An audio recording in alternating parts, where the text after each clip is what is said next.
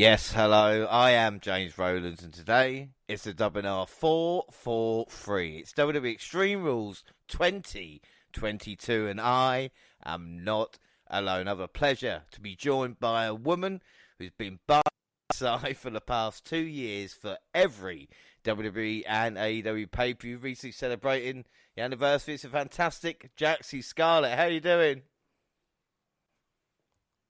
Yes. Hello, everyone. Hello, James. How are you? Well, getting by at this moment in time, but it's obviously great to have you. It's yeah. Like it's been a long week. It's been a long week.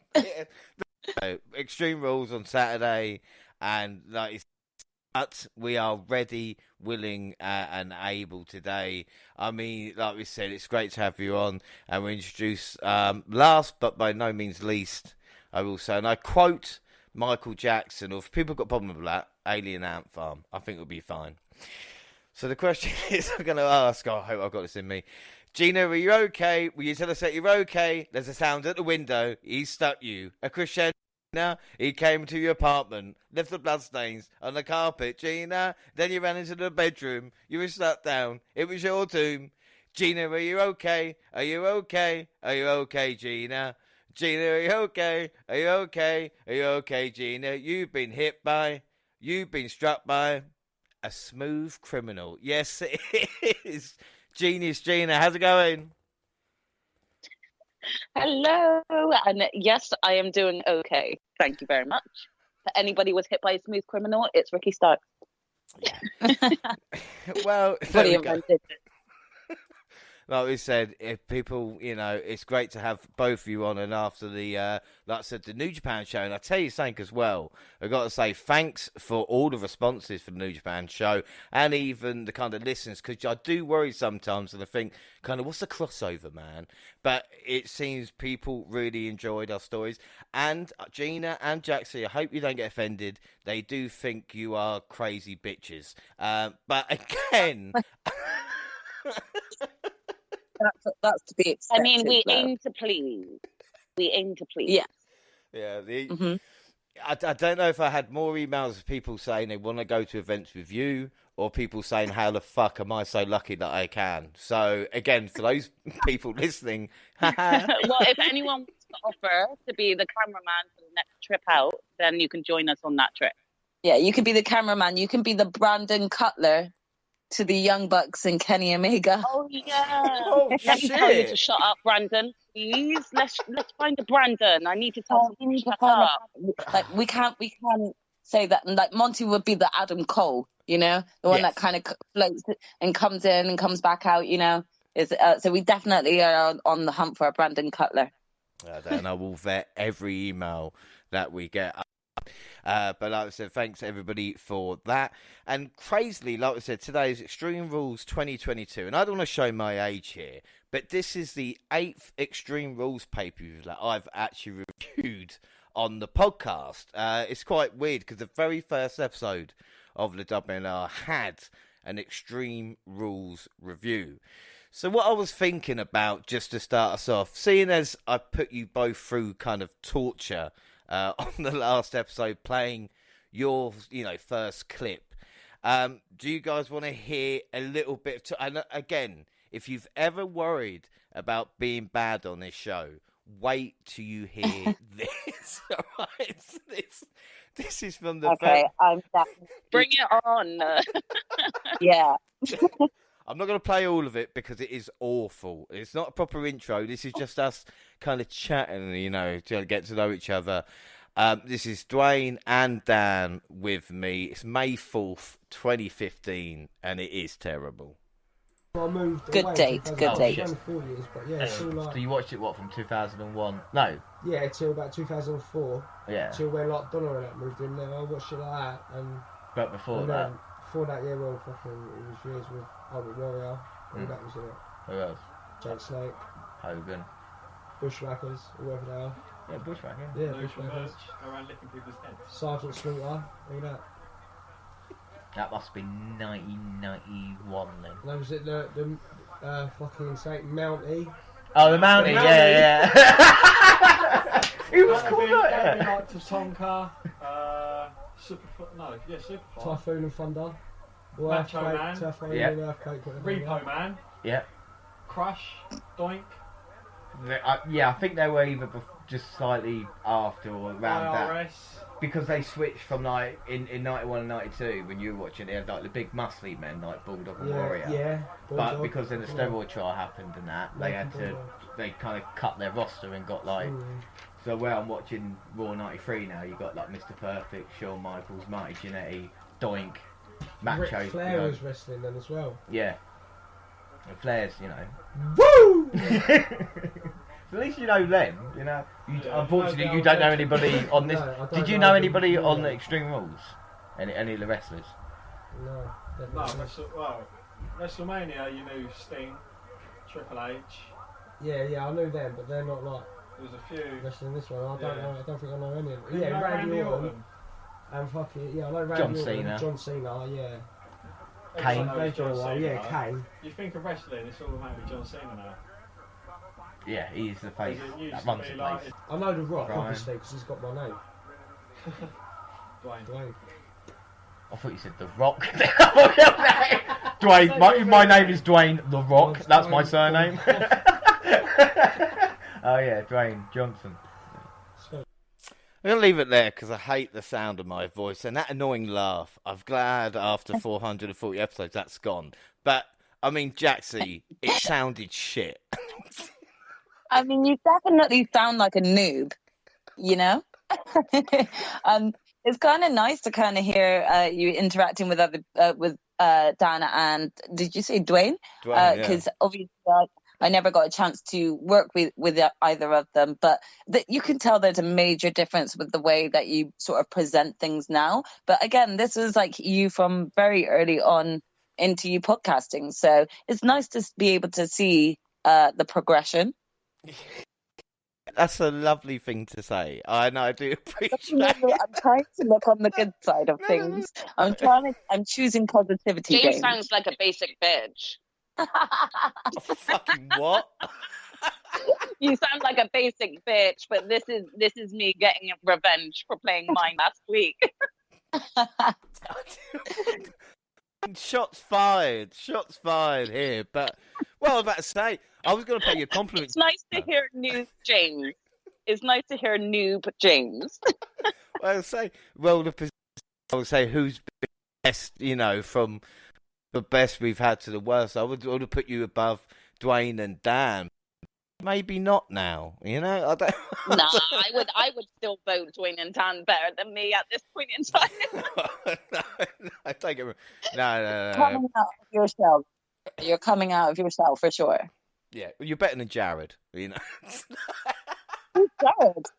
Jared was like, Dwayne only did Who's it for like. Jared? Dwayne did it for like 3 episodes. This is the crazy thing about it. He did like 1, 2, and 3, and then Jared did it up until about fucking hell. Let me try and think. 150, maybe a little bit less, and then it was Dan for the up until you guys come along, which was what 350, 330. So you've done like 100 episodes now. Around then. So Fair enough. Sorry, you were just setting yourself up for me to say that. I had to. well, so like I said, we'll see what happens in the future. But obviously, we'll see what happens now because that was in the past, May 4th, 2015. Like I said, it's a cool date to have as an anniversary, but we're starting with October 8th, 2022 in Extreme Rules. And what better way to kick off then with kickoff? And Kayla is unfortunately ill, so we're going to get Kevin Patrick hosting. How he got the lead role of Raw, I don't know. I don't know who he's seeing backstage or whatever relationship he has with Triple H, but he's joined by Sam Roberts, Booker T, and Jerry Lawler. The only thing that happened was a video game clip of White Rabbit finding an X and jumping it during Pete talking. Then we actually started the show in itself with video package rated by Paul Heyman, featuring tonight the theme song, which was Villain by Bella Porsche, which is actually quite a good tune after you heard it for a while. and we got introduced to Michael Cole with Corey It's Graves. actually, yeah, it's really catchy. I just thought I'd add in. Yeah, we're about to. I'm going to get your thoughts anyway, because, like we said, the Paul Heyman intro, the theme in itself is pretty catchy, and your new commentary team, Corey Graves and Cole. What do you think of that? I mean, I can't believe I'm saying this. If you go back to when Pat McAfee first started, I actually was really against him joining, and now I'm finding I'm missing him a lot. I just miss his energy that he brought on the commentary. You know, I'm not trying to badmouth both Corey and Michael Cole.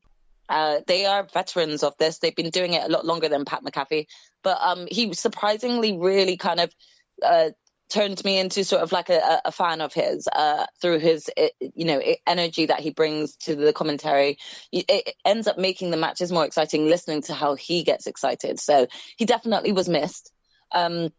Yeah, I thought the narrative package by Paul Heyman was just done excellently. I love the wise man. I could hear him. I could listen to him talk all day. He's so funny to listen to. And yeah, I really liked that song by Bella. Is it Porsche or? Yeah. Well, I don't know if it's Paul. Yeah. I'm pronouncing it that, but I've never pronounced the name right first time round. Yeah. So we'll start now. It's a song that's definitely on my liked songs list right now. I can't get enough of it. I think it's quite catchy and it's just got a good beat. So, and I felt like, you know, the title name of it being Villain was actually quite a nice sort of like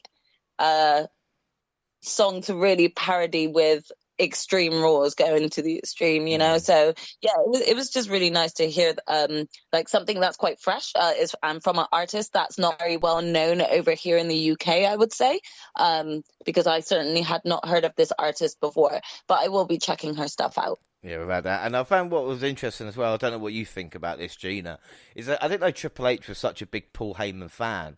But since like Vince has gone away, Heyman's been everywhere. Like Heatwave names come back from ECW. He's been narrating everything and showing it. It's like, really, Triple H is a Paul Heyman guy? I never had that.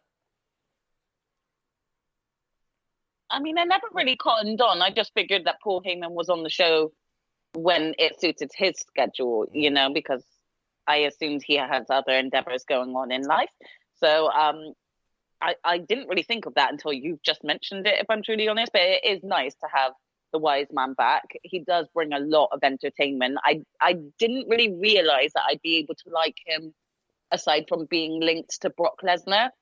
So the more he's been with me and become this wise man, I now sort of have an individual respect for Paul Heyman, you know? So even just seeing him on his own and not with Roman or Brock, I'm entertained and I'm enjoying it so far. So I'm glad that he's getting used more and put on the screens more because he brings that entertainment for us. Yeah, and get his props, you know. It's nice that they talk about the Extreme comes from ECW back in the day and being in Philadelphia as well. Makes the most of it. And we're going to make the most of it because we've got various bar-related props around the ring as we start a good old-fashioned Donnybrook match between Imperium and Brawling Brutes. And Corey Graves did explain what a Donnybrook was, going back thousands of years to Ireland, of course, so it's well known to everybody. But we did get another White Rabbit teaser as Sheamus was making his way down. This time the rabbit actually jumped in the hole and we saw an explosion, but I'm sure it will mean nothing. Referee called for the bell. All six paired up and began to fight. Sheamus after Gunther. Butch focused on Giovanni Vinci and Ridge Holland attacked Ludwig Kaiser. Of course, we saw barrels, a small bar setup, and several other things you would find in a typical British or European pub. Excuse me. I just had a beer and a fag. That's what I sound like that for. All of it came to play along with several other things at the ringside. This match was chaotic in the best possible way. Everyone was working their asses off and put one hell of match. It's so good to see this, and there's so many moments, can't really do it justice. We did see the Brawler Brutes able to vanquish Imperium for the win low. Gina, what an opening match this was. Definitely. This match really set the tone for Extreme Rules and it set a bar. You know, I expected every other match to kind of be on the same caliber as that first one. I may be biased because I'm loving the Brawling Brutes at the moment. But honestly, that match went so hard, and it's kind of like, if I was due to follow up that match, I'd be cussing all of them out when they came in backstage and be like, "Come on, guys, how am I going to follow that up?" But yeah, I definitely enjoyed the match. Like you said, there were so many different interactions. It's hard to like pick any of them out. But again, anytime Sheamus versus Gunther was there, I was loving it. So I hope everybody else enjoyed it too. Well, I've got to say, I've been calling Gunther Walter for a long while, but he did an interview recently where he says he wants to be known on that side. Will, even though I think it's a bit silly name, he's making it work. But like I said, so many moments where Sheamus was he prefers Gunther. Yeah, without doubt. And, you know, I'm not going to argue. I don't want to be chopped. But, like, Sheamus being kind of, you know, isolated from the group. We saw a bit of Pete Dunne getting beaten up as well. And even when all, you know, 6 men are in the ring, Sheamus and Gunther, you know, head-to-head as they kind of rise and all fight. I mean, I don't want to be silly. And Jaxie, please tell me if I'm wrong. But I've not seen this hatred between, like, 2 3-man teams. And I'm going to say, everybody, since the Wyatts and the Shield, like, honestly, I can't think of... I mean, I know we've got, like, Usos and New Day, but this is just a different level. I mean, it's funny you say that because I'm pretty sure Gina and I were watching Extreme Rules and also discussing with one another as it was happening. And I swear I actually said, like, why is this sort of giving me, like, the Shield vibes when they were feuding with the Wyatt family? So we actually spoke about that as well in reference. So that's really funny that you said that. This match was so good. It was just, like, chaos. Someone just hit the chaos button and went, go. And they just went and did their thing. Just to kind of reiterate again, all of this tension between Sheamus and Gunther, I love that they're continuing it on. This is a group feud that I will happily have them like sort of revisit every year and stuff like that, you know, where they're just never going to get along. Both teams work so well together, so it just all was tying up so well and getting the crowd lit, not just there, but, you know, from my couch as well. I was just so lit right from the very get-go when the bell rung. I think there was one standout moment for me when, I can't remember who it was, whether or not it was Gunther or one of the other two, that was just on the top rope, just on the ring. And obviously you've got Sheamus doing his hits from behind, but then you had Butch and Ridge Holland on either side doing the kicks. Yeah. Oh, that was such a beautiful moment. Like, I couldn't help but just be like, I need to grab myself another beer already. You know, it was such a good match. Really kind of like Gina said as well, just set the tone for the night. Well, the thing is, my network played up trying to watch it. I didn't watch it live. I was trying to watch it on demand. So it just kept, and I was going, no. So I tried it 2 or 3 times. So I ended up watching kind of like, you know, the whole match maybe 4 times in different ways. But when it went all the way through, it was so good. I still sat and enjoyed it. I tell you what it reminded me of. Yeah. And you said this, Jaxie, I think, before we actually started recording. The fact that, like, Triple H is bringing the best things for AEW. And again, this felt like a crazy... It could have been a classic technical match if they wanted to, but it felt like an AEW 6-man. The only thing missing was Sting jumping off something, you know?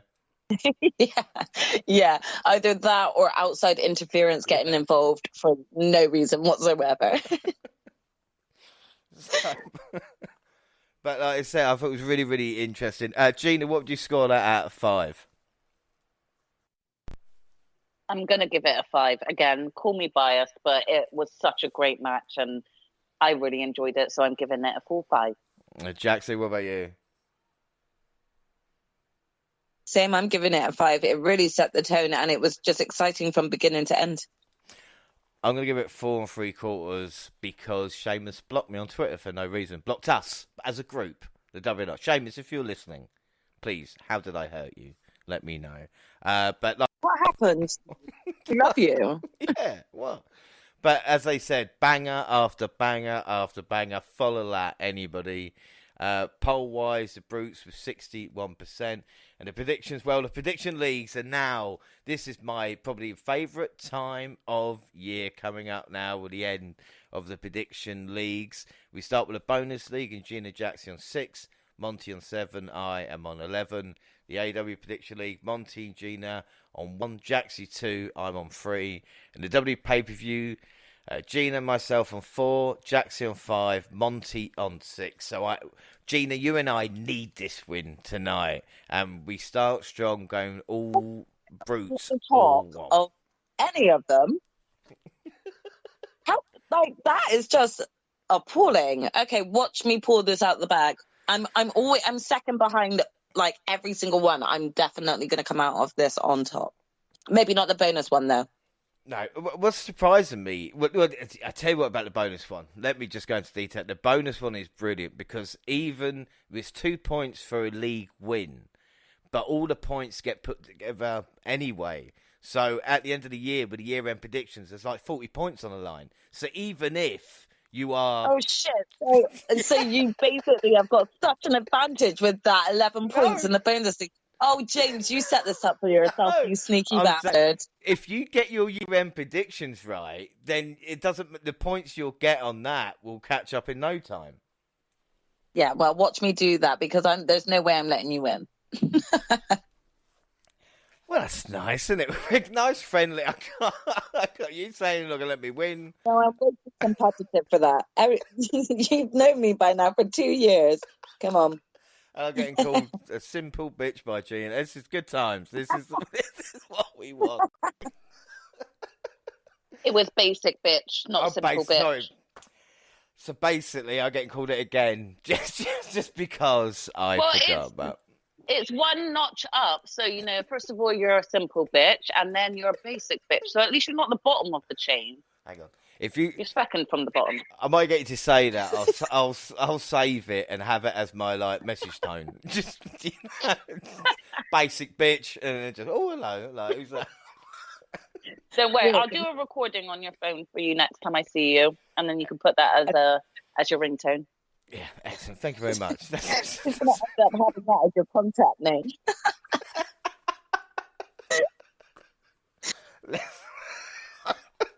That's going to change the WhatsApp group. Good idea, sis. Good idea.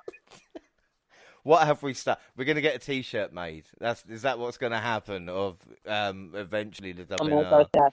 Oh my God! You planted the idea now, so don't get mad when I do it. Well, we should all come up with nicknames and then get them printed on the back of the WNR T-shirts, and James's should read. Fucking read that. It should read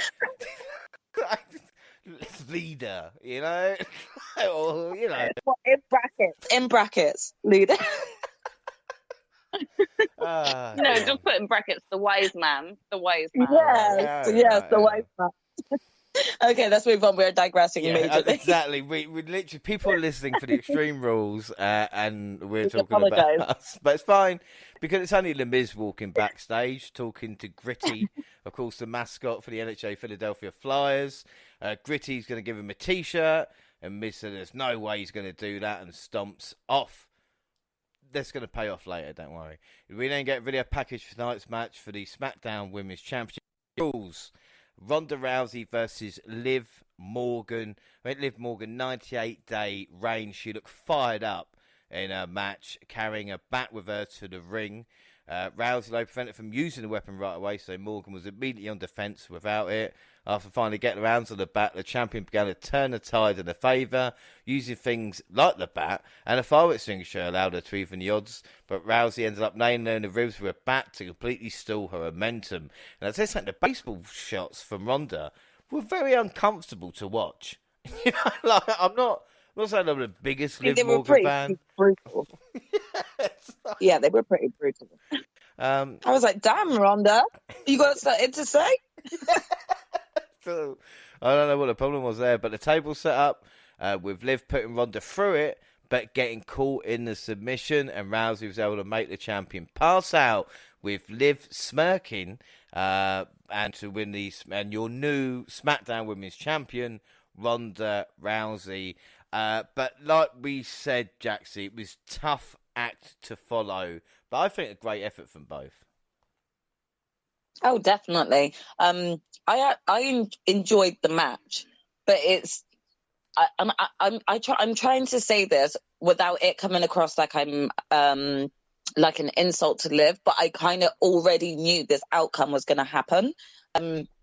You can challenge the baddest woman on the planet, who's nicknamed the baddest woman on the planet, with just her fists to an Extreme Rules match and not think that that's going to be majorly extreme. So the sort of hits that Liv was taking were kind of to be expected coming from someone like Ronda. I think she did extremely well to the attempted counters that she came up with, just even some of Liv's own offense. There were certain moves where I was like, okay, fair enough, fair play. I think this is definitely out of both of the women's comfort zone in terms of just kind of being a little bit more daring with the type of moves that they were doing, but they both worked well with each other. So I want to give both women props for the match that they had. Major props to Liv for lasting as long as she did, if I'm truly honest. But yeah, I saw this coming. Yeah, some of us didn't pick Ronda Rousey, so I know you're saying how easy it was. You have to be an idiot not to allow that. I mean, come on. But the fans weren't fully behind Liv, and I think part of the reason might have been, like I said, with Ronda just being so tough. Gina, did you like the finish with Liv smirking as she passed out? Because I know some people hated it, but I didn't mind it because she's like, I've proved my toughness to Ronda. Yeah, I think like Liv was smiling because she was probably proud that she still gave Ronda as hard a match as she could give, And I feel like I wasn't bothered by the smile at the end. At first I thought, what's this weirdo smiling for? She just lost. So what's she smiling for? But then I do think that it's gonna play on into like future storylines for Liv. I feel like Liv is going to make another turning point here, change her character up again a little bit to come across again as more formidable when she does return from this match, So I did enjoy it. I did expect the outcome to come. So it would have been nice to go into this match and be like, oh, has Liv got this? Has she got it? But I went into this match going, Liv has not got this. Look, she has not got this at all. Some of us didn't fucking know. All right? Also, just to say, I think what I took from the Liv's smile was this could be really basic here in terms of my reasoning, but she was dressed as the Joker. Like maybe she was just in character, that's the point. Yeah, maybe like that. What would you score that out of 5, Jaxie? It's a tough one. I'm going to give it a 3 3/4. I think it was a good match. I think that there was definitely like highlights for both women throughout the match, but the outcome was obvious. Sorry, James. It was. It was. Oh, come on. Oh, sorry. I had my microphone. Wait, I think. You tell us if it was obvious or not, because you're about to tell us anyway. Like what the vote count was on Twitter as well as to who thought Ronda was going to win. So you tell us how obvious it was. I will in a minute, but Gina first. What would you score out of 5? 3.5. Straight up. Yeah, fuck it, have that. It's not that it wasn't a good match, but as my sister said, the outcome was pretty obvious. And aside from Liv's creepy smile at the end, there's nothing. It sounds really bitchy when I say this, but there's nothing sort of memorable for me that stands out about the match. So that's why I've given it 3.5. The only memorable thing is Liv's creepy ass smile. No, to be fair, I gave it 3.95 as well. Not too bad. A for effort, though, guys. Poll-wise, then, so we asked everybody. Ronda Rousey got 71% of the vote, which, again, is not too much. 71% is not too much, no? It's over 50%, James. Yeah. It's over 50%. It's on you. I don't like how you guys are getting so comfortable with me right now. All right, this is not. Oh, man. Come on, wise man. You'll be fine. You're choosing to be in denial, and we're just helping you to clear your memories and show you the obviousness.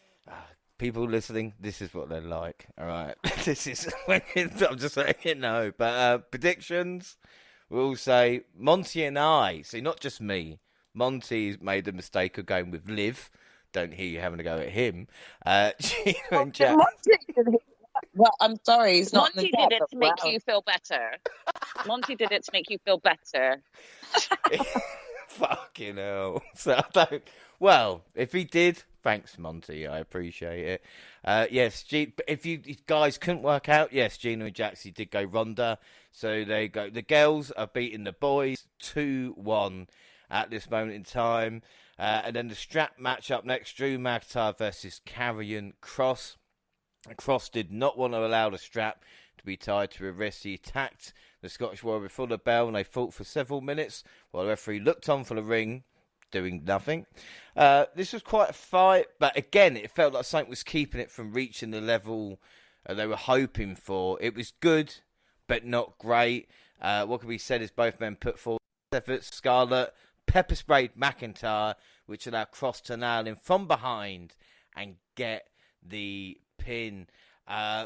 Weirdly enough, though, as well, talk about strap match. First strap match since 2013. But Gina, what did you think of this? I did enjoy it all the way up until the end. I'm not going to lie. I enjoyed it. I thought it was a great match. I think Karrion came across really, really strong. I'm sorry, James. I know you love Drew, so I know it's probably hard for you to hear, but I still think that Drew made Karrion look great. You know, Karrion just basically dominated the whole match, and I wasn't really expecting that. I was expecting it to be a bit more of a back and forth, but in my eyes, I think Karrion just basically dominated, and the ending ruined it for me. I'm not gonna lie. I don't like the fact that I don't like disqualifications or that sort of like interference. Interference. That's what I meant. I don't like interference that much with partners. It's different when it comes to like Roman Reigns because he's got like all of the guys behind him. But yeah, Scarlett it's right when it's someone you like. No, I'm just saying when Drew doesn't have a female in his corner to kind of like make sure that Scarlett doesn't get her hands involved. I didn't like it because I just didn't want Karrion to come across as weak, that he couldn't finish the job because he had dominated this whole match. So ideally, in my eyes, he should have just got a clean pin. But so it just ruined it a little bit for me. But I wouldn't exactly say it was an awful match. It was really good, and I enjoyed seeing them both. Yeah, well, the thing is, like you said, Drew's on a losing streak now, and the thing is people get bored of losers if they're not going to win. I know it's horrible to say, but this is why Dolph Ziggler's not a main event talent, or whoever it may be, putting that line where you're not the guy, and now it's too big. I mean, the Clash loss was ginormous. Probably one of the biggest losses Drew's ever had in his career. But again, as you said as well, Gina, as a building block to help Kross get over, doesn't fill me with joy with Drew. And I don't know about you Jaxie, but Drew needs a fucking manager. As we mentioned, get 3MB, get Ziggler, get Wade, get the Bruce. Yeah. Just get fucking someone, because you look like and I love Drew, you guys know this, but I'm treating him like the Miz because he's a fucking idiot if he thinks that he's going to walk there with like the Bloodline and Scarlett at ringside. You don't think it's going to happen. Like and it looks like an idiot. Thing is, we know that the whole sort of domineering sort of factor of Karrion Kross and Scarlett from NXT worked really well, and I'm not saying that doesn't work on the main roster, but by doing this type of ending, like my sister said, it's not a good look, because it kind of is. It came across more from my point of view that Karrion Kross needed his missus to come in and save the day.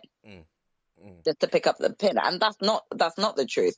I'll go into Drew talk in a second, but with what little I did get to see of Karrion Kross on the NXT roster, even when he had Scarlett there as well, there was still such there was like a certain fear that like sort of exalted from his character and from the dominance that he had. Do you know what I mean?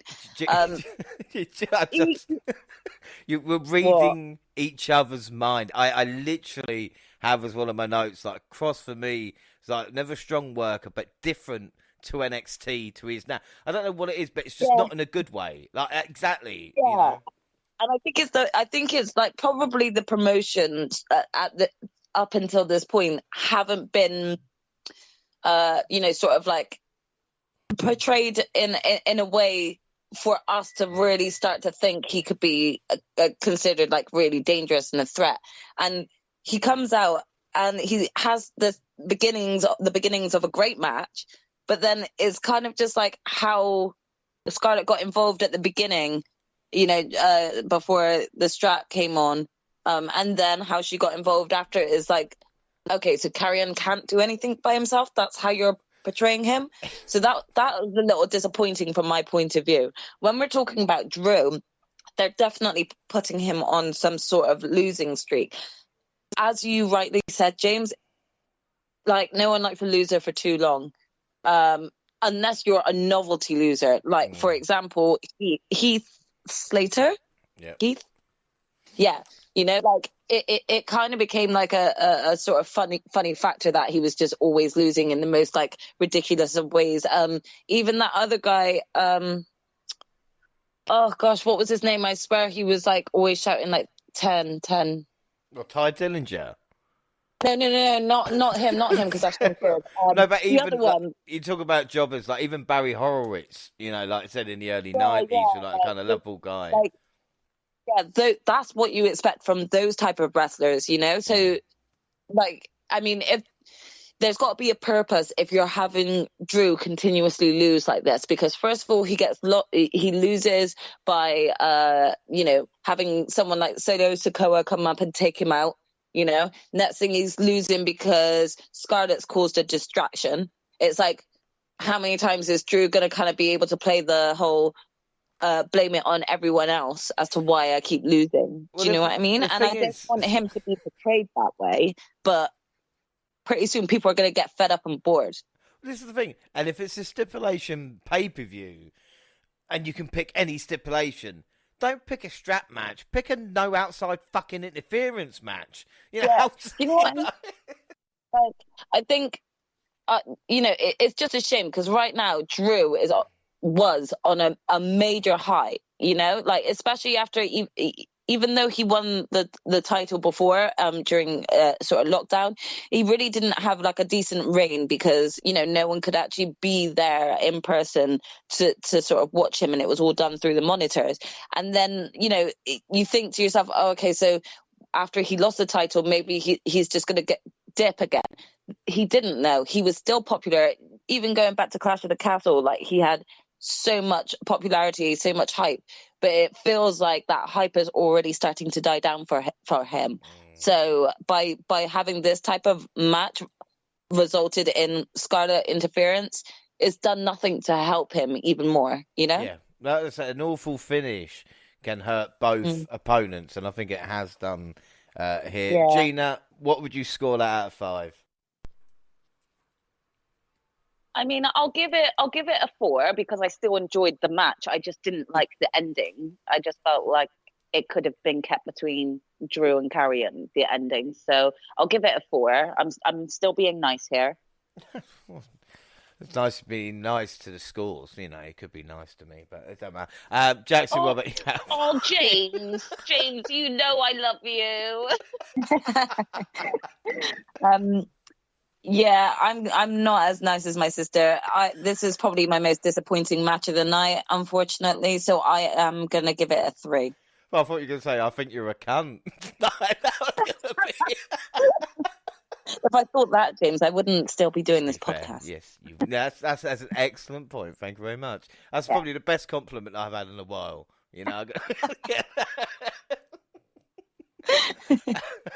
I'm glad I could deliver it. No problem. But yeah, I'm giving it a 3. You're going to give it 3. I'm going to give it 3 3/4 out of 5. Again, it wasn't a bad match. It's just No, it wasn't. But I felt like, yeah, again, the beginning and end interference by Scarlett was unneeded.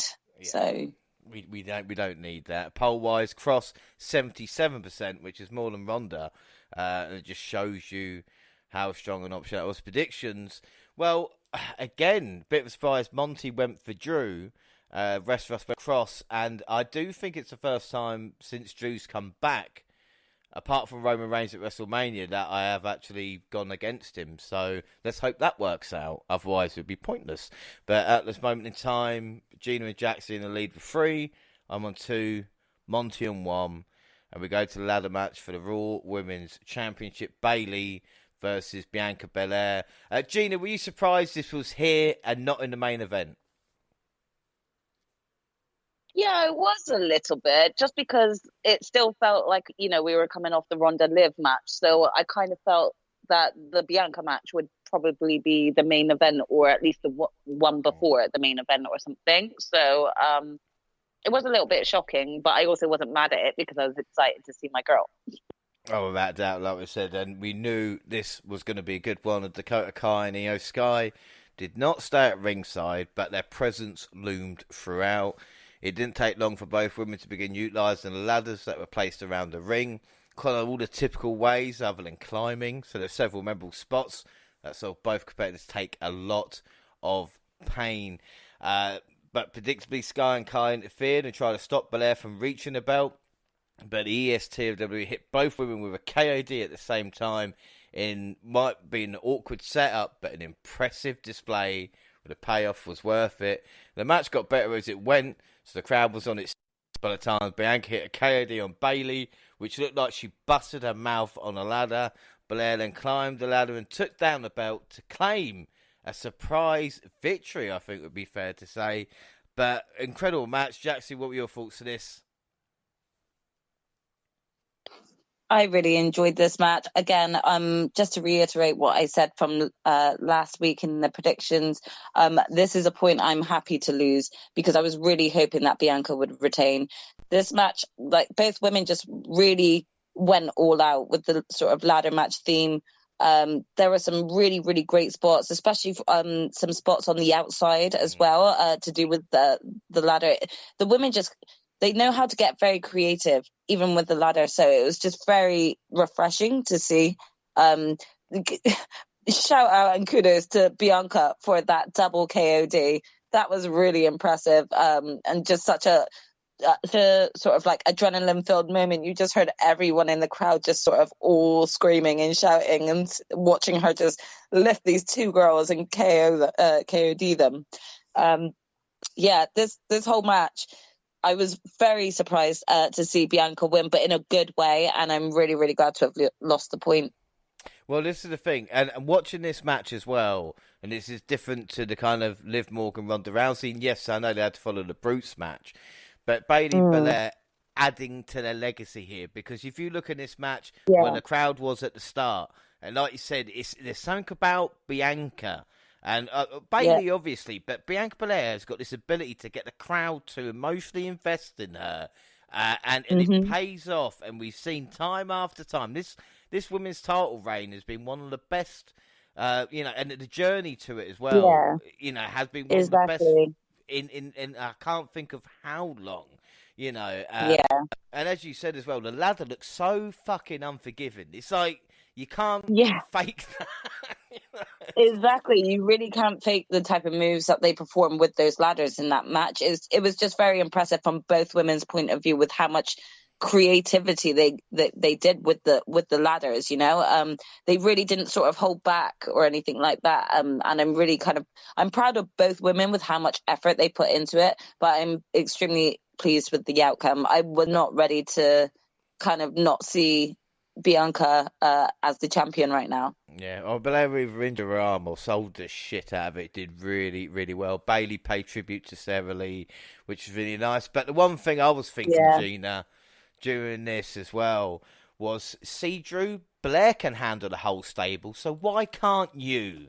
How cool did Belair look to take out the entire Damage Control? I mean, exactly. Your point is, like, just up there, James. Like, how is Bianca able to get rid of 2 outside interferences and still come out on top? And Drew couldn't even handle. I can't remember her name. Scarlett. Thank you, Scarlett. It's just, and again, I know he's not going to turn around and punch Scarlett in the face, but we've seen male and female wrestlers have matches. Mia Yim, she literally always fights males, you know? So I'm sorry, but if I was Drew, I would have backhanded Scarlett, get the fuck out of my ring. So it's just, just grab her by the hair and pull her out the way. That's all you had to do. You want to Dash see her out the that? ring. Make me manager of Drew. You'll see. I'm sure you could do the job quite well. Exactly. I definitely will put all my money behind James. Yeah, that bitch is going down. But again, it was a good match. Jaxie, what will you score out of 5? So yeah, I'd probably give this one like this match at like a 4.5. I really enjoyed it, and I felt like both women put so much effort into it. Yeah, Gina, what about you? I gave it a 4.5. Definitely was a great match. The only reason I've given it a 4.5 on 5 is because I didn't really win that one. But to be fair, it's one that I'm glad to take the loss on, because I didn't want Bianca to lose, if I'm truly honest. But I still love Bayley, so yeah, I'm still conflicted between the two. But I'm going to give it a 4.5. Yeah, well, it did ruin both your perfect score and a bonus point, so that did make me. I mean, I can't really laugh, but Gee, thanks for rubbing that in, James. Thanks, I'll remember that.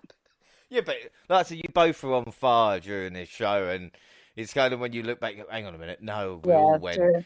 And it's weird that the one event I took chances on, I didn't take chances on this match. But then again, it happens, I suppose. Poll wise, Bayley 54%, so that's how close it actually was. But predictions, we all went Bayley, so it means it stays the same. Jaxie and Gina on 3, I'm on 2, Monty on 1. Not for long, Monty, because we're going to get a video package for the next match, which is an I Quit match. Edge versus Finn Balor. Balor was out alone for his match. Nobody from Judgment Day was with him at that point. And he had a new mask, which is, I don't know. I don't know what you think, Jaxie. I thought it was a bit kinky. You know? Don't get me wrong. I mean, that was the first thing that sort of came to my mind, but I also wasn't mad at it. I think it suits Finn. Yeah, I definitely thought it was like, you know, like a kinky one, and I was like, are those actual diamonds? And I can't really tell from this far down the lens, but I think it worked on him. So I don't know if this was just sort of like a premium live event costume, and whether or not he's kind of going to be doing that on the regular, but it was different. Twitter definitely had fun with that though. Yeah, but without a doubt, it's one of Finn Balor's biggest matches that he's had in a very long time, and Edge was certainly aggressive in this one. But the first several minutes did belong to the Irishman. The Rated R superstar, slight advantage of experience began to work in his favour, and obviously Judgment Day showed up to help Balor at one point, but Edge managed to take him down at ringside with his spear through the apron as well, which looked really, really cool. Rhea Ripley handcuffed Edge to the top rope, who was setting up for his spear. Rey Mysterio showed up and fought with his son. Beth Phoenix helped save her husband for a kendo stick attack. Eventually, the numbers game was too much for Edge to overcome. He refused to quit low until they began threatening to injure the Glamazon with a pair of chairs. As Ripley was winding up for the swing, Edge said, "I quit," to save her and give Balor the win. And while Edge was still being held back, Ripley hit the Glamazon with the chair anyway. Judgment Day walked away in victory as Edge tried to hype his wife with some officials. Gina, before I ask you about this match, Jaxie, you were bang on the money with this. I doff my cap with prediction. Honestly, that actually came to me whilst we were all, discussing the match on the predictions one. So that wasn't even something that I actually thought was going to be the outcome, the actual outcome going into the predictions. So for something that I just kind of thought up about whilst we were discussing actually coming true, I've got to say, I think it's my sixth sense. It's my sixth sense. I got this. Well, whatever's happening is working at this moment. It's scary, but as soon as I saw Beth, I thought, fuck's sake. I thought, fuck me. I was like, Beth! Yes! I'm winning! No, but Edge did hit 3 spears. At the 3 spear point, did you think, oh, hang on a second here, he might have it won? Or did you always think, no? No. I definitely felt like at certain points, like, Edge could have had the advantage of actually winning. But the minute I saw Beth, I was like, yep, I called it. I knew that was going to happen. Yeah, without doubt, like I said, bang on the money there. Gina, what did you think about the match, though? Because, again, people might have a go at me about this, but I found it a little bit boring at times. I mean, it was. It sounds, again, people are going to be mad at me probably for saying this. It felt like a match being held on Raw. Again, I think it doesn't help with the outside interference because we get that all the time on Raw anyway. Whenever one of the Judgment Day has a match, all of them are out there getting themselves involved. And although that's not shocking or surprising, seeing as they're a part of a faction, it's just like, oh, we've kind of been here and done this. It just feels a little bit repetitive. And that's why I say it felt a little bit like a Raw match rather than a premium live event match. I knew my sister was going to be right about Beth Phoenix, so I wasn't surprised as soon as she came out and I had her screaming in my ear, I told you. I was like, you actually told James. Yeah. I agreed with you that was going to happen. So anyway, the match was okay, but it just felt like a weekly show match rather than a pay-per-view one. And the ending did break my heart a little bit just because I love Beth Phoenix. She's such a glamazon. Yeah, but let's just say Finn's biggest win in ages in Judgment Day actually looked like Great Hills going through with that horrible moment and actually gained some kind of heat, which was desperately needed. Yeah, I mean, and Finn did need the win. Definitely needed the win. Yeah, no, I agree with it. And Michael Cole was excellent on commentary during this, especially with Ray getting beaten up by Dom. He's like, my God, turned into proper JR. That's you son of a bitch. Was just brilliant. I think my brain has automatically muted Michael Cole because, to be honest, I really cannot remember hearing him at all. I can remember hearing Corey, but I think my brain has automatically just put Cole on mute. No, Cole was doing his best pat in this one, I tell you that. And the moment I didn't think I wanted, but got, and actually got goosebumps, was the moment Beth Phoenix was in the ring and the looks at Ripley and the face-off between the two. And I was like, I want this at WrestleMania. And I didn't think I needed it. Yeah. I got so excited all of a sudden. I was like, I did not even think that this was a match that I wanted, but now it's turned to a match that I need. Yeah. And yes, put it on the big stage. Put it on at WrestleMania. I would not be mad at that. I think it would be absolutely brilliant. I mean, when you compare, I think early on in the year for the Rumble, it was Phoenix and Edge versus Miz and Maurice. And now we're going to have Finn and Ripley. That's going to have so much more heat. And again, the finish was shocking to see. We know how dangerous a concerto can be. So Beth taking that and the camera angle, I think, really, really helped there. But I think... Yeah, Beth sold that. Beth sold that amazingly. Give her a fucking Oscar. Yeah, without a shadow of a doubt. Gina, what would you score that out of 5? I'm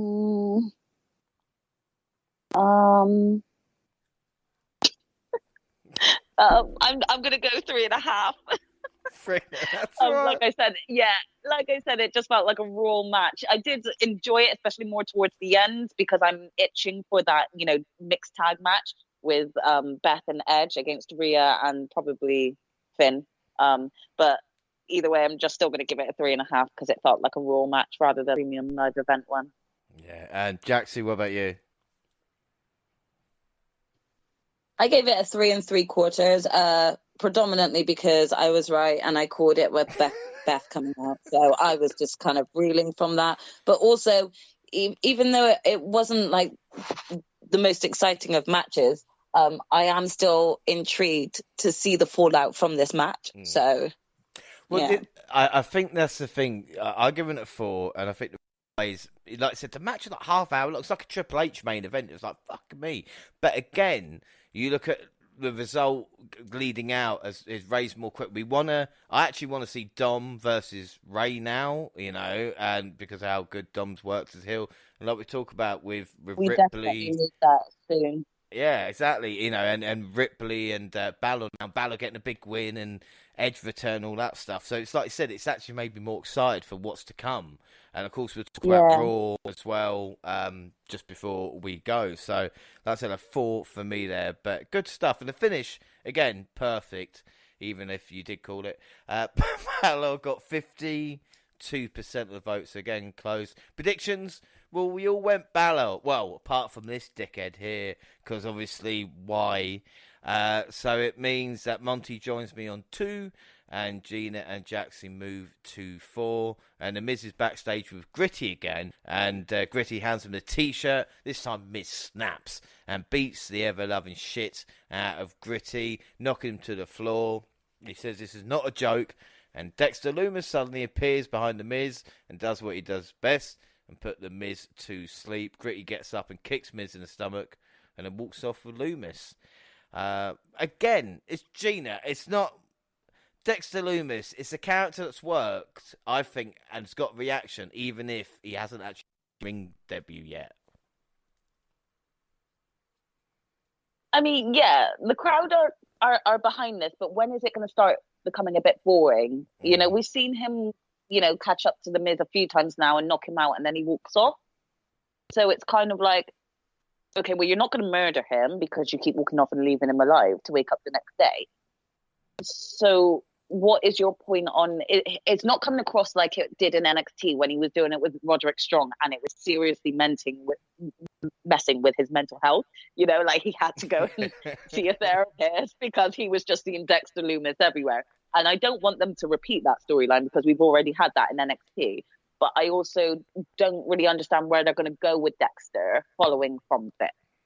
I hope it does work out, and I hope it makes Dexter look great because I actually do like him, and I think it will work if they could just get a good storyline going with him. But at this moment in time, I'm kind of like, okay, next. Well, we'll see. I think you know what? I think it's mainly because there's not really much motivation behind why Dexter has chosen the Miz to stalk, and he's not really given us one. I remember, even though I'm kind of relieved that the storyline got cut short, in NXT when he was kind of doing the same sort of stalker vibe with Velveteen Dream.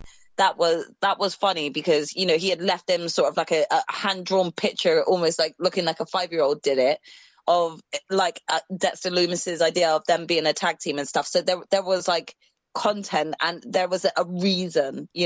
Right now there's no motivation or motive that we know of as the audience as to why Dexter Lumis is stalking the Miz and why the Miz of all people.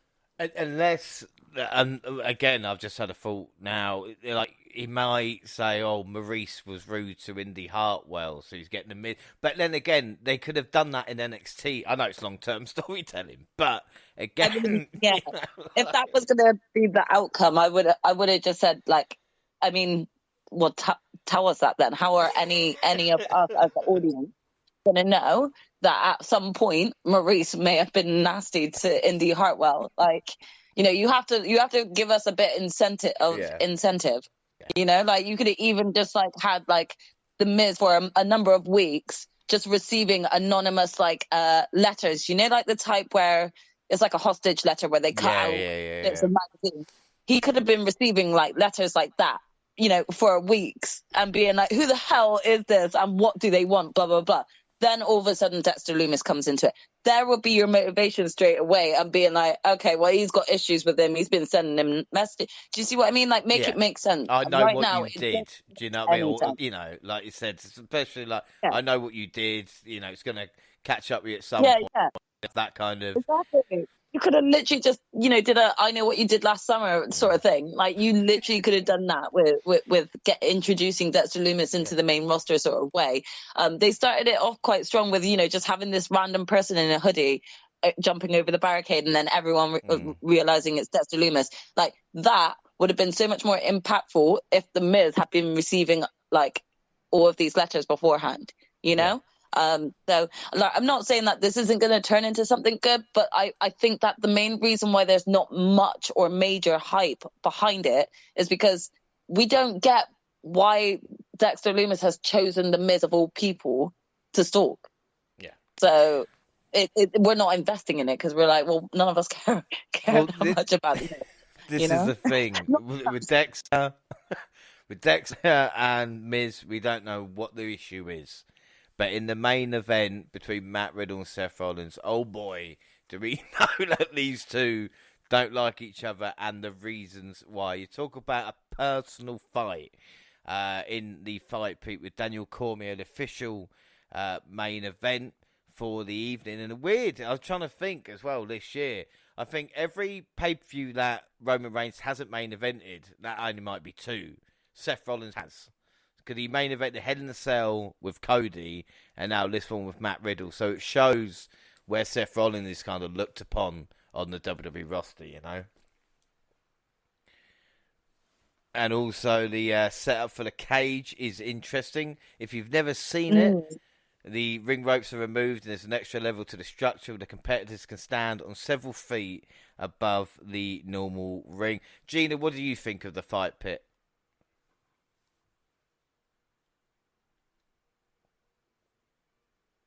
Sorry, I didn't realise I was still talking on mute. Yeah, it was good. I can understand why it was the final match, the last match, because obviously it was a huge cage down on there.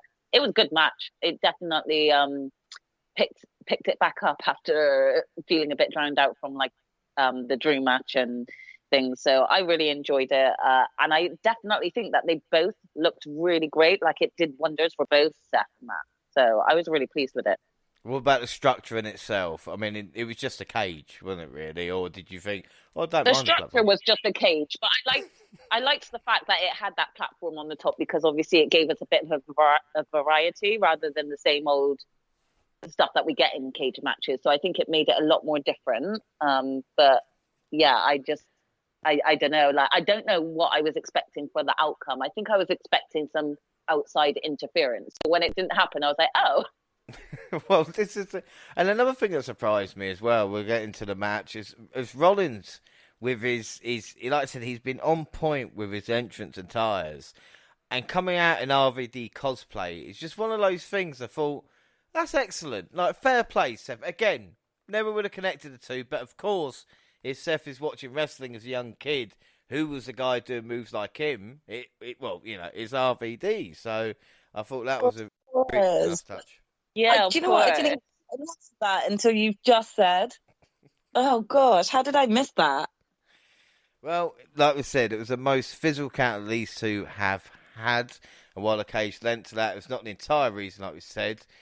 Both men earned the spot in the main event with this performance. The biggest spot saw Riddle hit senton from the first level of the cage on the way to the mat.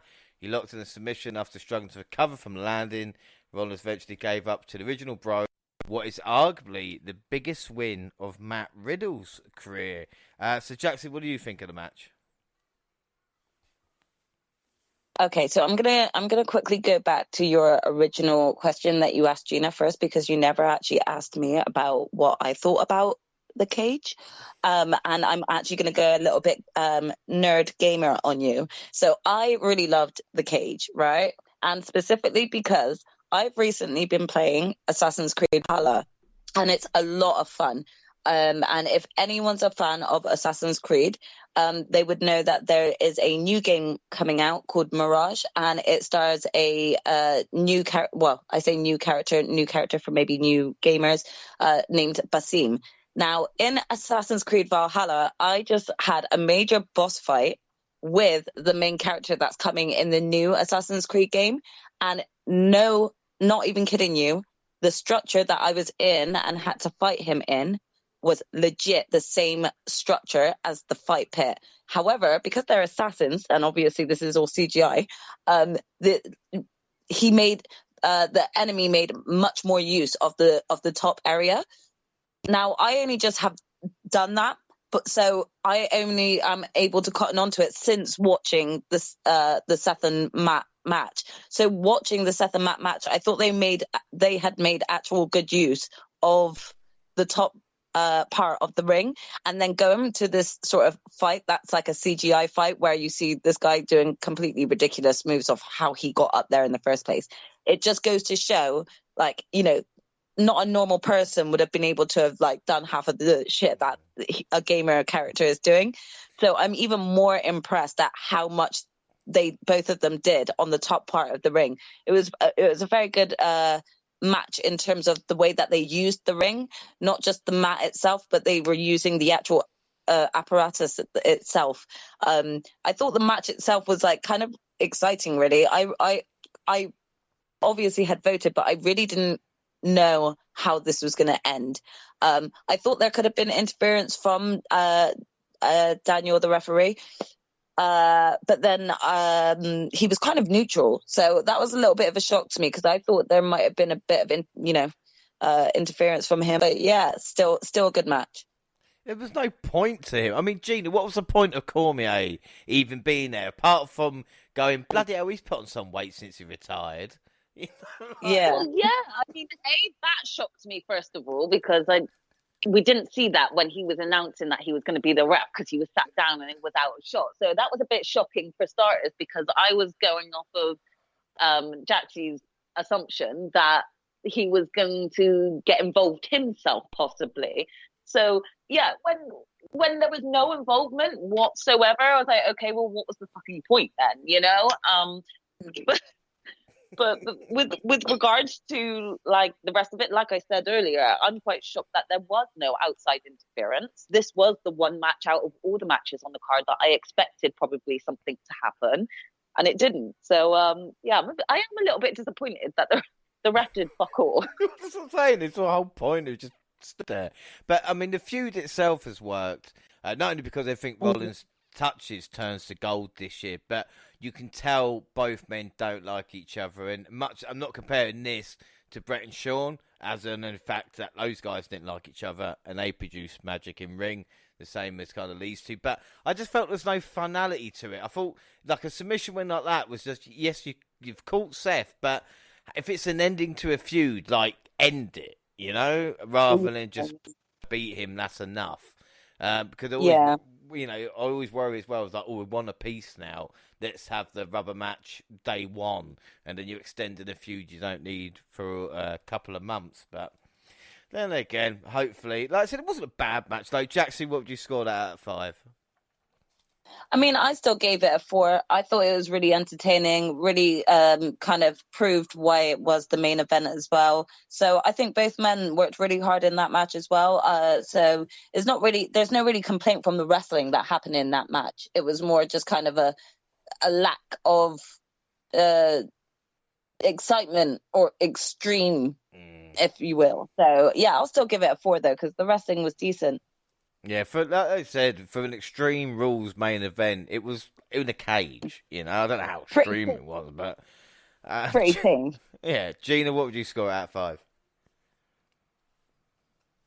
Yeah, I gave it a 4 1/4. I thought it was a good match. I was a little bit disappointed that the ref didn't get involved. They should have just bloody called Earl Hebner in and just done a nice shout out to an old school ref coming back or something like that. So I gave it 4 1/4 for that. Yeah, no, I gave it 4 1/4 as well. Poll-wise, Seth, 53% of the votes. Predictions, we all went Riddle, apart from this dickhead. So it means the final scores. I finished on 2 points. That is just... I should get a point taken off for that. That is... You can say it, I know. It is dog shit. That is... You try and take a couple of chances, and it doesn't pay off. Monty with 3, but your winners, Jaxie and Gina, on 5. So well done, Jaxie, and well done, Gina. This. Wow. Thank you. I forgot. Yeah, Gina, you're not as used to this as Jaxie's like, yeah, I won. Move on to the next event. Sorry, Gina. Yeah, she's like, this ain't new. This isn't new. Another point just in that scoreboard to get me on top. Yeah. But Gina, another win. Quietly going about your business here. You know, whilst others talk, you do. Exactly. Excellent. Well, like we said, this changes everything. WWE Pay-Per-View League, I stay on 4 points. Gina moves to 5. And Jaxie moves level with Monty in the lead. 6 points apiece. 2 pay-per-views to come. Who will win? It is neck and neck with Monty and Jaxie. But then again, stranger things have happened. If everybody gets their predict wrong and I win the next 2, I could end up in the lead. You just never know. All to play for. And of course, Survivor Series is the next WWE event. And then, guys, we spoke about NXT. And one of Triple H's best tricks, it was the takeover coming to an end and showing the closing logo in the bottom corner, only for something to happen.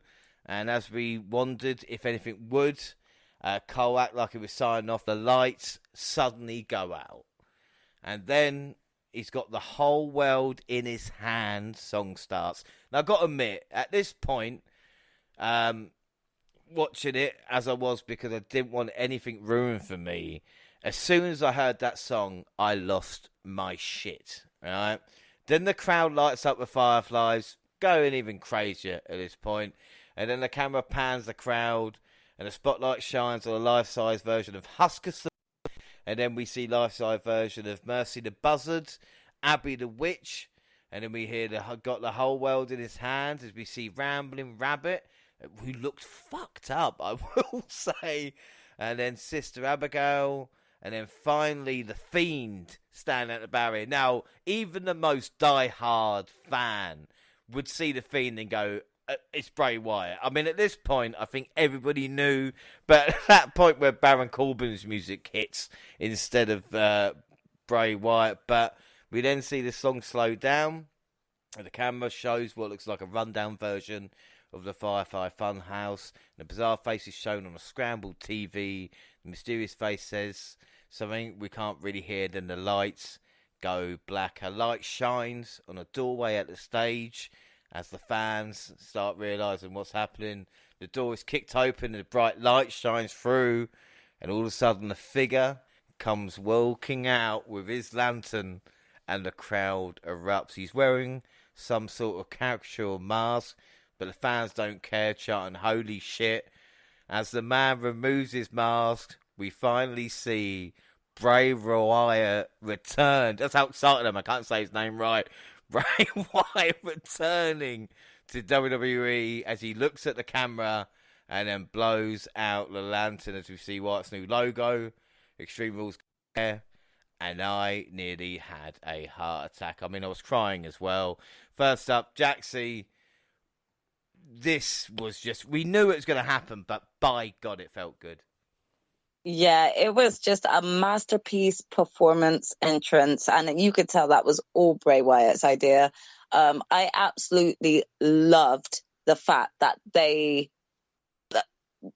basically had all these different people dressed as the characters. The rabbit looked absolutely fucking terrifying. He could be in a fucking horror movie. Johnny Darko, yeah. Yeah, I mean, I'd be running from that shit for sure. So they did so well set in the piece. I honestly thought it was like the Fiend had returned.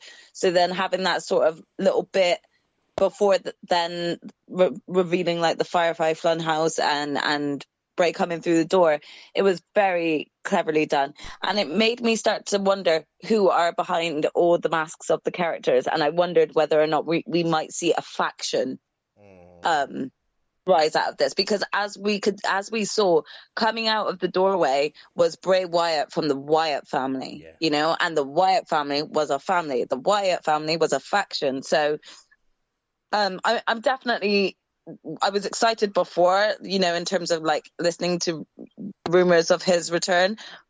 But oh my gosh, the level of excitement of, just possibilities on what he's going to do first, and whether or not he's come in alone or whether or not he's going to be coming in as sort of like a family unit again. I'm intrigued and excited, and I cannot wait to see what's going to happen. No, but like I said, a couple of excellent points there as well. We talk about Bray Wyatt coming out, and it's the Wyatt 6. So could we see a Wyatt 6 as it is on Twitter with 6 people? Exactly, yeah. Rumors. But yeah, if the rumours are true about Bo Dallas coming back and maybe Alexa Bliss, we know, could be a part of it. Don't forget about Eric Redbeard from A-Dub. He's still around. Exactly. Dexter Loomis could be a great shout. Oh, and not Alexa, sorry. Liv Morgan is Bo Dallas's girl, isn't it? Exactly. So couldn't she? And seeing as she ended her match on a creepy grin, it wouldn't surprise me if they decide to turn her, or maybe even the likes of getting Nikki Cross back could work as well. Having her sort of join the faction as well. If we got Nikki Cross, not Nikki ASH. So Nikki does need some help in getting something else. So many possibilities. Yeah, without that, it was a great thing. But Gina, do you think that? I'll ask what you think. The Bray Wyatt character coming back opposed to the Fiend character. Do you think that's the right choice in the long term? Yes, I do. Just because I think there's only so much that you'll be able to do with the Fiend without turning the show back into more of a, like a TV program. So I do think eventually they were going to have to bring sort of original Bray back. And I'm not mad at it because we all loved original Bray as well. Obviously, the Fiend is scary and he's a great character to also be involved in. But I'd also be happy with it being similar to Finn Balor's beastly character. I can't remember what he calls it, the Demon. No, the Demon, where maybe Bray will get pushed to a point and then all of a sudden at his upcoming next pay-per-view event, we just get the Fiend again randomly. Yeah. So I think it would be nice to have that callback, but I'm not mad at him coming back as just Bray. No, but that's an excellent point. That's what I was going to say. The Fiend character being used like that, and say you push Bray too far, this guy's going to come, or SummerSlam, WrestleMania, Fiend appearance is going to sell the show, so to speak. So overall rating from Extreme Rules. Again, for me, it's another good show. I thought it was a bit weird because there was no kind of, apart from the opening, I don't think there was any match of the year candidates. And I think WWE pay-per-view this year, or premium live events, have had kind of one of those each time. But again, this had a return so good, it needed to be on pay-per-view. We talked about matches could have been on Raw and SmackDown, but for me, that shows you how big Bray is. He needed a premium live event to kind of reintroduce himself, return. I'm not going to call it a re-debut, that's stupid. But like I said, to come back there, I still thought it was a good show overall. So I'm going to give that an 8 3/4 out of 5, mainly because of the Bray return. Jaxie, what are you going to score it out of 10? Yeah, I mean, I think I'll give it the same as you, to be honest, because there was a lot of highlights that came out of it. It was just, I was hoping that it was going to be kind of like a slam dunk in terms of the quality of the matches, and didn't realise I'd be disappointed by a couple of them. So, yeah. Yeah, Gina, what about you? Sorry, is this just rating Bray's return or the show? If we were rating Bray's return, it'd be like an 11 out of 10. Overall, on the pay-per-view, there's nothing else you wanted to say about Bray Wyatt, was there, as well? Didn't want to cut you off. No. I mean, I think you guys all covered it, and I enjoyed it, the return, just as much. And I agree with you, James, actually, in saying we couldn't have done a Bray Wyatt or the Fiend's return on a normal show. It needed its own sort of introduction coming back to us on a premium live event. So I was really happy with that. There were a few matches that I feel didn't really need to be on the card, probably could have made other matches in their place, but overall I did enjoy it. I like the fact that it wasn't that long of a show as well. It was still long, but it wasn't as long as like a 6-hour AEW show. So yeah, I'll give it like an 8. I'll be nice, I'll give it an 8. Yeah, no, that's it. And also, I got mentioned, I'm old enough to kind of remember Undertaker making his returns, you know, or re-watching them from the kind of 90s. And the Bray Wyatt return felt like Undertaker coming. I'm not saying to compare, but that's what it felt like. And you think with Bray, you've got a special character now, and Triple H knows. So that's the kind of the best thing, I think. So that's why Bray Wyatt's my MVP of the night. I know it's cheap, but I got to say, I've got to go there. Gina, what about you, MVP? MVP. I'm sorry. I'm gonna go Sheamus. Yeah, it was great, and I think Sheamus just smashed it for me. And Jaxie, what about you, MVP? My MVP is Bianca Belair. I think she just did an outstanding performance as always, but she's never given a bad match, and it's just so impressive just seeing her in a ladder match like that. And I was impressed majorly with that double KOD, so I'm gonna go with my girl as MVP. And the match of the night, I think the Brutes would be fair to say is all our matches of the night there. Oh, definitely, yeah. Brutes is my match for sure. So that is it then for Extreme Rules. Like I said, really, really good show. And the thing that's nice about it, like I said, 6 matches and the return. I mean, it was, 3 hours 10. But once you skip the shit in between, or if you're watching live, you can always do something. It is really, really well paced. Finally, Raw notes. This was really interesting what happened on Raw. During the Judgment Day promo, AJ Styles came out and said Balor was right all along. He had his back against the wall for too long and needs some friends. He and Balor hugged, but then AJ revealed he wasn't talking about them as his friends. Carl Anderson and Doc Gallows made their way down and stood with Styles. That's right, the team we saw, what was it, 2 weekends ago, the Good Brothers. We saw in probably their last kind of match in the UK before they joined WWE. How fucking cool is that? Yeah. I mean, I was like actually legit shocked, you know, but in an exciting way, because I was really upset to kind of see them leave the WWE in the first place, you know, kind of leaving AJ Styles. Like, they've always been a good faction together. They've got so much history together. It really didn't feel like it made sense for them to have kind of split in the first place, apart from obviously giving the Good Brothers the chance to actually still be still work with promotions like New Japan. So that gave us the opportunity to see them live. But what was even better, and even I said this before anything else was like kind of confirmed by Michael Cole, was like, I was pretty sure that Carl Anderson was a champion in New Japan.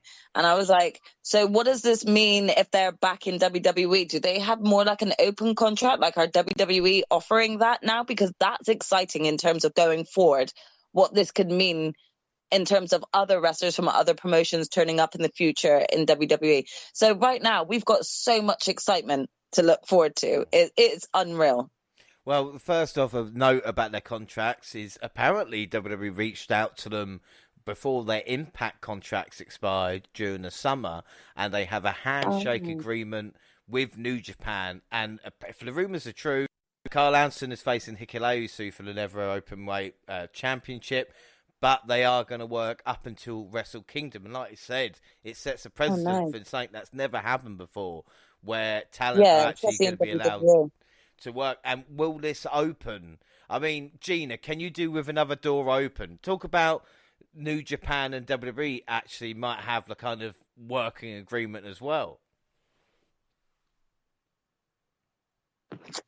And I'm not going to be mad at that, that's for sure. If they do decide to do something like that, it definitely would excite me, especially because, again, I've recently gotten into a lot more New Japan stuff, and I was happy with this return. I'm not going to lie, I completely had forgotten that they used to be a faction on WWE, so it's nice to get that back.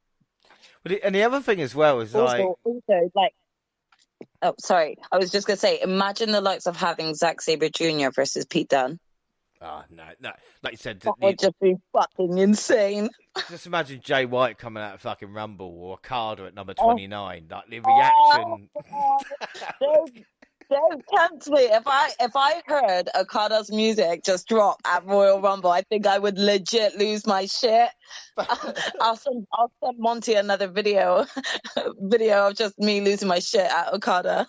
But I'm glad I mentioned at the time because when we were there, you know, because like FTR and everything else was going on, I think I even said it's nice to see the Good Brothers, you know, wrestle because we've kind of, you know, big tag team so to speak, but we actually get to see them.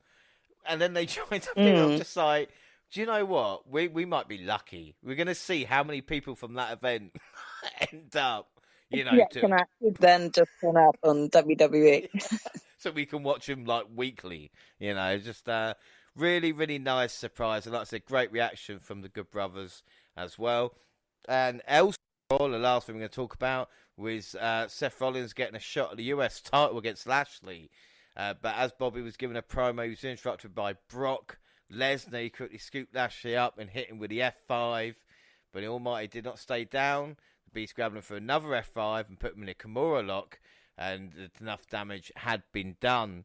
And Bobby, being the face he was, let the match go ahead. And Rollins hit the stomp and become the new US champion. So, Gina, with you, I talk about, first up, Brock Lesnar coming back. Looks like we're going to get Brock Lesnar versus Bobby Lashley. No, don't talk to me about this. Do you know what? I really enjoyed Raw, but this part I was not happy about. Don't get me wrong, I'm happy with Brock returning, and if you want to start a feud between Bobby and Brock, I'm happy for it, but I am pissed off to the max. You did not need to beat Bobby up before his match, so that just because Seth lost to Matt the weekend before, they're like, okay, we need to give Seth a big win, so let's make him beat Bobby Lashley. You're a little bitch, Seth, because you've literally had, whether you were injured or not, you've had a whole night to sleep on your injuries, and then literally Bobby just gets rinsed by Brock, and you still expect him to fight you, and then you just win. You're a little bitch, Seth. I'm sorry, but you shouldn't have asked me about this. I'm actually pissed. So, Jaxie, Seth Rollins, New Year's champion. It's good, isn't it? I mean, okay, I'm leaving the podcast. Bye. I just don't understand what the motive was of Brock returning and then picking a fight with Bobby. Like, bruv, you got like taken out by Roman Reigns and the Usos, and the first thing you do when you return is go to Bobby. I was just confused as to why he thought like now would be the best time to come out and just screw with Bobby. Obviously, this is to create a feud for them, and I'm all for that. But it was just confusing. I think that they could have introduced this feud in a better way. Well, yeah, it's almost like Saudi Arabia said to WWE, "Is Brock Lesnar wrestling at Crown Jewel?" And they went, "Sure." Yeah, this is exactly what I said. I know my sister is really upset about this. Like, you know, she's a huge fan of Bobby Lashley. I do think that, like, you know, he could have really had a lengthy run with the US title and actually made something of it. So I too feel disappointed that he's lost it and lost it like this. It kind of also makes Brock look a little bit like a bitch as well, because it's like, you know, when he's champ, you wouldn't expect someone to do that and then get away with it. Do you know what I mean? So it's like, yeah, and because of his history with Bobby at being friends and stuff before, like all of this sort of new feud coming, is just like, it did make me just be like, but why are you beating him up, Brock? What did he do to you? Do you not remember what Roman and the Usos did to you? Like, so yeah, I just didn't really understand it, why this, like, they chose to start the feud this way. That being said, going forward, am I excited to see a feud between these two? Of course I am. Yeah. Why wouldn't I be? It's gonna be a great match at Saudi. But it literally has Saudi Arabia written all over it, that they wanted these two in a match. So Triple H was like, fuck, all right, lose the belt. But at least we are going to get, like I said, we've got Logan Paul and Reigns, which is going to be dog shit. But at least, hopefully, with Bobby and Brock. I know, it's kind of like making up for it a little bit. It's making like the Crown Jewel kind of feel a bit more watchable because of that.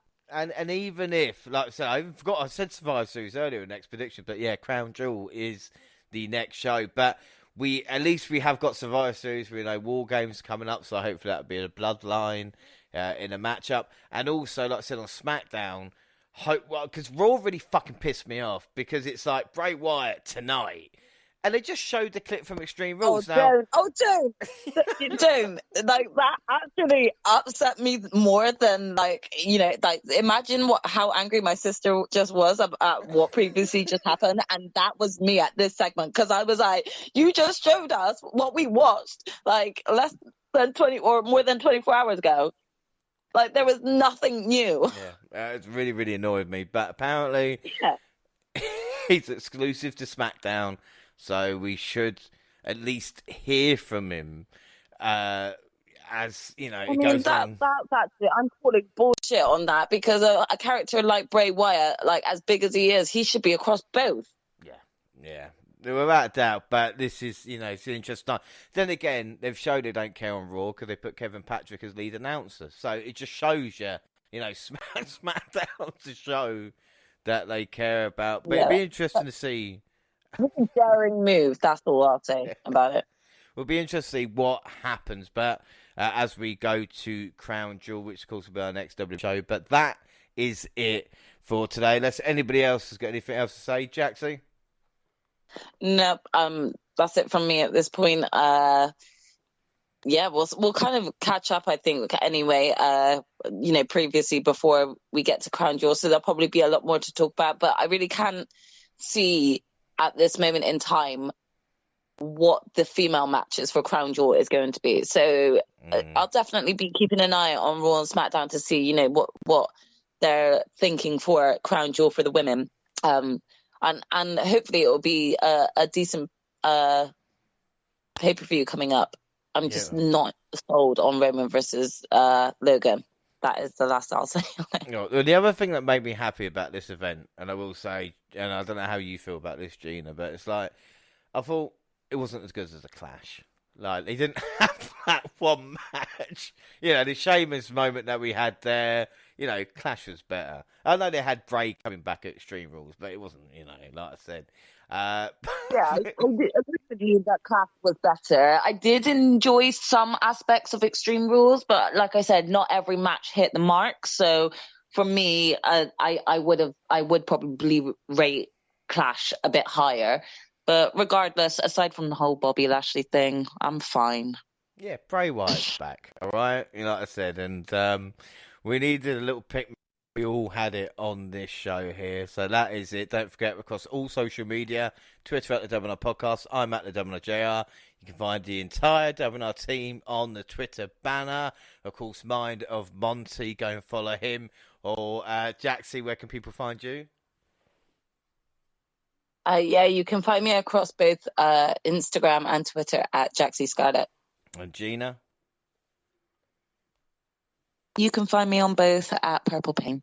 Yeah, the WNR also on Facebook and Instagram, across all Google platforms. Send us an email at WNRpodcast@gmail.com. YouTube, WNR Podcast, where all latest clips and podcasts go at the same time. On YouTube, they do SoundCloud on your phone. Also, Spotify and iTunes. We can download, subscribe, rate, and review there. So that is it. But this is exciting because the next episode on the WNR will be AEW Prelude. Gina, it's just you and me. Are you nervous? When are we doing this? We're doing it next week. You better put it in your plans. Next week, Prelude. What about what? About AEW, catching up with the latest Dynamites and Rampages.